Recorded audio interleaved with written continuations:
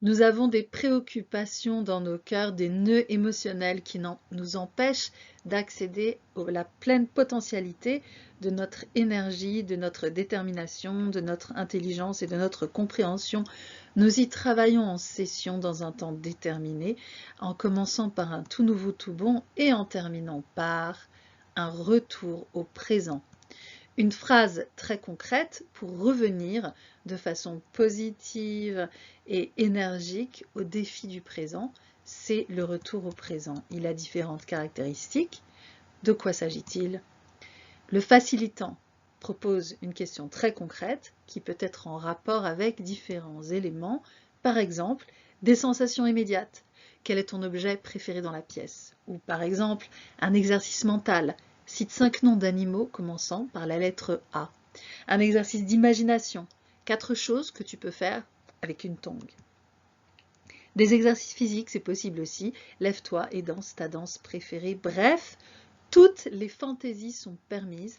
C'est le facilitant qui vérifie que le travaillant est de retour et lui pose la question, est-ce que ça va? Est-ce que tu es de retour?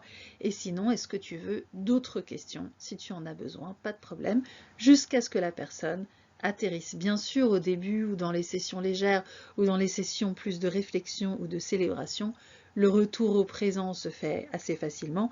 Quand ce sont des sessions plus intenses sur le plan émotionnel, il peut y avoir besoin de plusieurs retours au présent. Et à quoi sert-il? Ce retour au présent sert à retrouver la connexion avec le réel, avec l'ici et maintenant. Le fait de s'exercer au retour au présent nous permet également d'avoir cette habitude mentale, cette habitude émotionnelle de retrouver le concret du réel lorsque c'est nécessaire pour l'équilibre attentionnel, on peut en avoir besoin. Et ce retour au présent aussi marque la fin de la rencontre. Il contribue à rendre très spécial le temps de la session. Ce temps doit être effectivement très spécial parce que nous nous y permettons tout ce qui peut être utile dans un contrat très clair, que tout n'est dit que pour le travail émotionnel, pas du tout de façon déclarative, mais de façon de tentation, de façon d'expérimental, de façon de repousser les limites. Et donc ce temps est délimité à sa fin par le retour au présent. Donc quand le fait-on?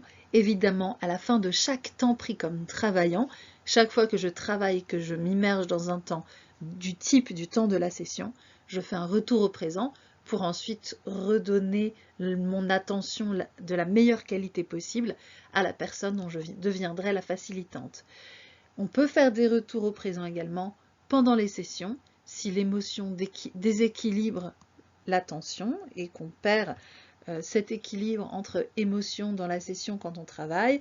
On est toujours dans l'émotion d'un côté, mais aussi en connexion avec la réalité à un certain pourcentage. Il faut garder un certain pied dans la réalité, même si on investit l'ensemble du poids du corps peut-être ou du poids émotionnel du côté du passé, des sentiments ou de ce qui peut nous submerger.